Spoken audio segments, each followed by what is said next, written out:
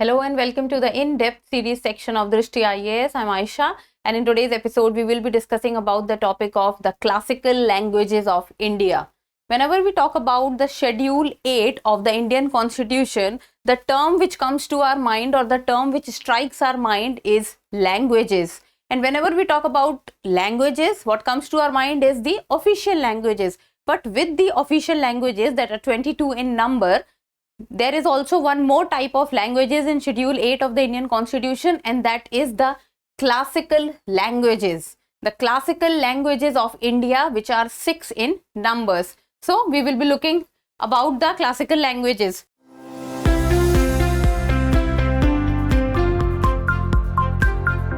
So first of all, about the points of discussion, first we'll be looking at the news, then what are classical languages, what is the criteria for a language to be considered as a classical language, about the 8th schedule of the Indian Constitution, and in the end a prelims practice question. Topic is of relevance from General Studies paper 2, that is Polity section, Indian Constitution.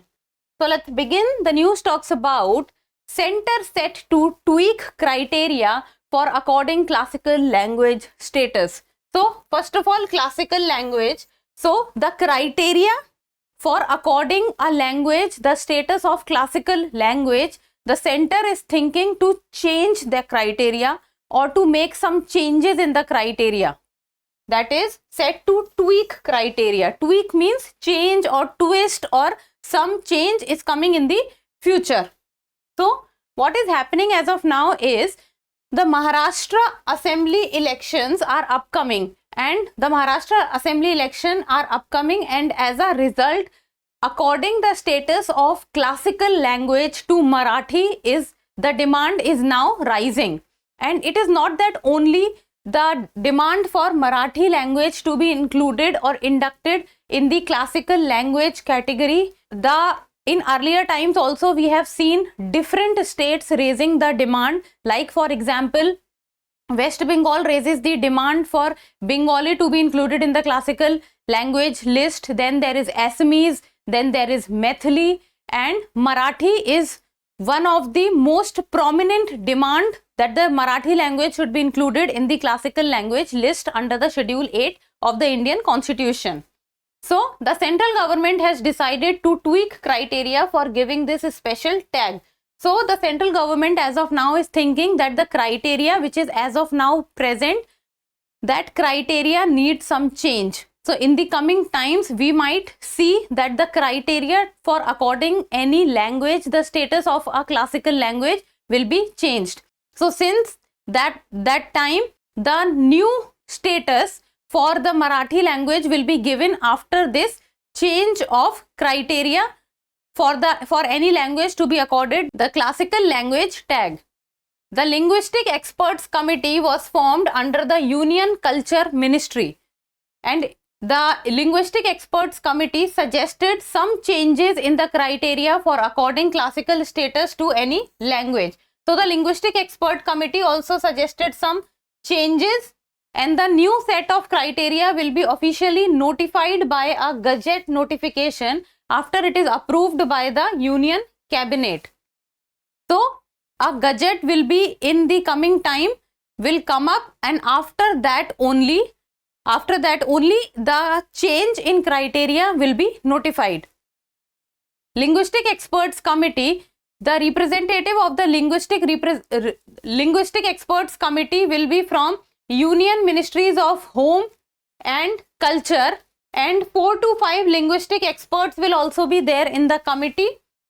So Union Ministries of Home and Culture and 4 to 5 linguistic experts will be the member of the Linguistic Experts Committee, and it is chaired by the President of the Sahitya Academy. This becomes important, that it can be asked that who is the chairman of the, or who is the president of the Linguistic Experts Committee. So that is the President of the Sahitya Academy.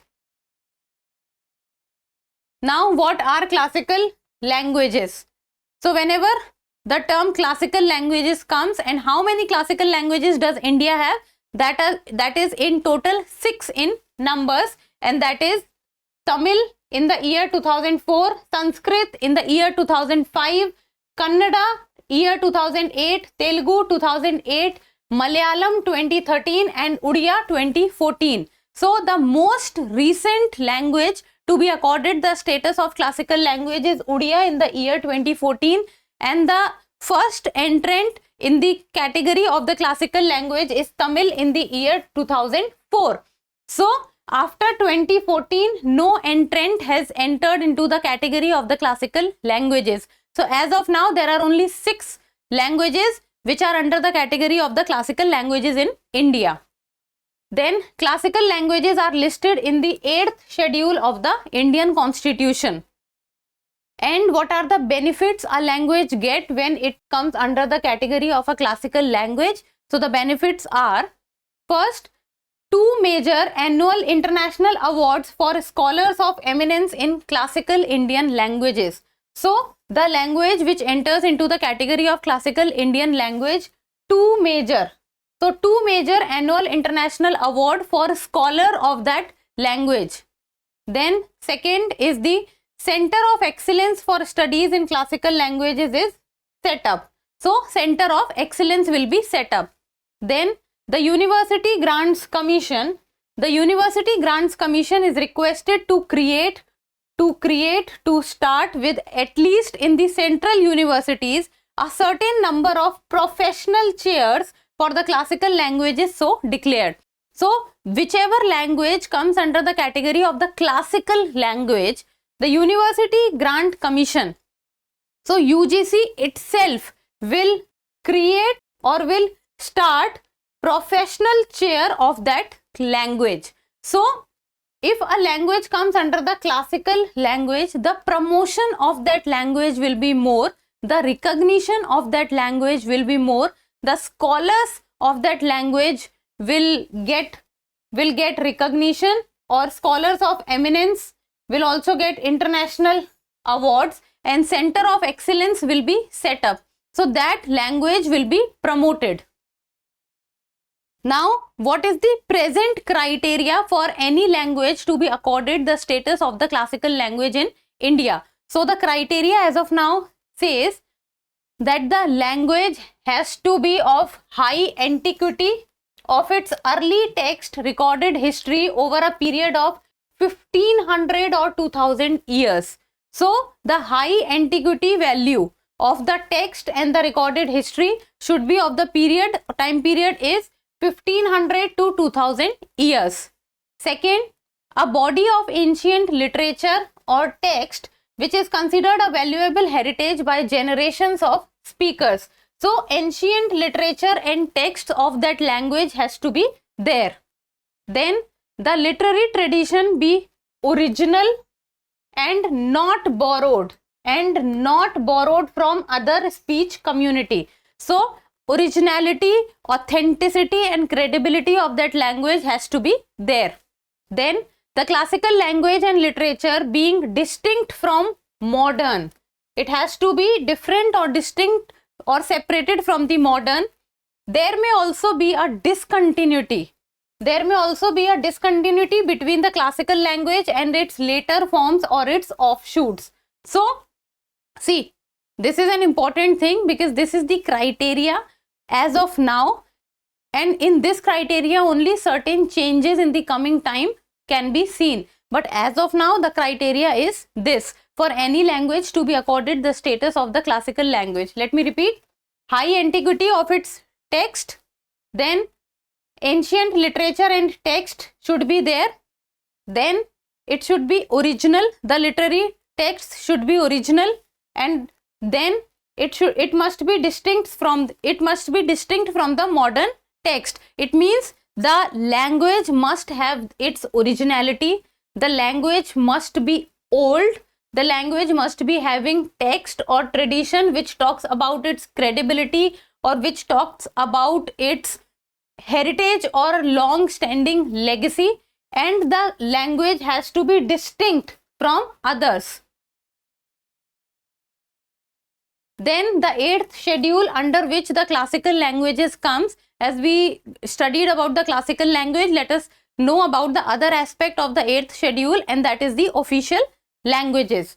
So the 8th schedule, it lists the official languages of the Republic of India and also the classical languages. So both classical language and official language comes under the 8th schedule. Then part 17. Then part 17 deals with the official languages in article 343 to 351. So the article is between article 343 and article 351, and article 351 specifically talks about the spread of Hindi language.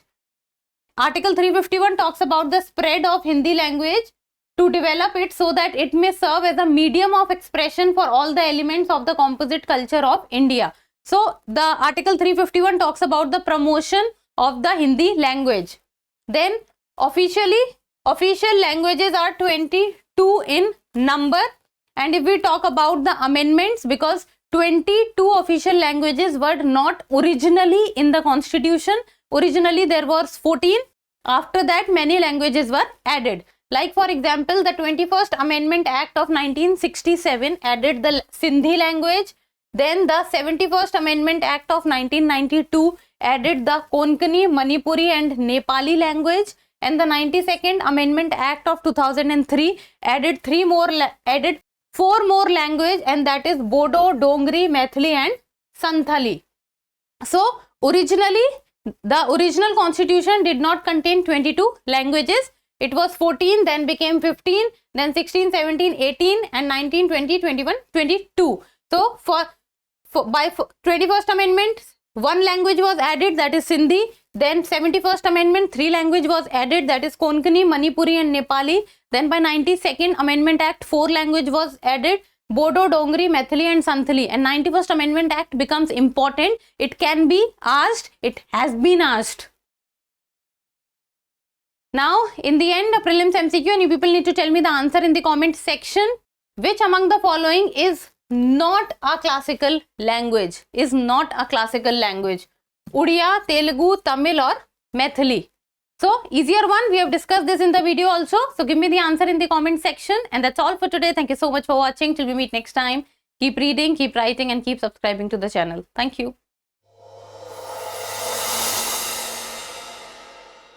For more informative content, like, share and subscribe, and do not forget to press the bell icon to get the notifications.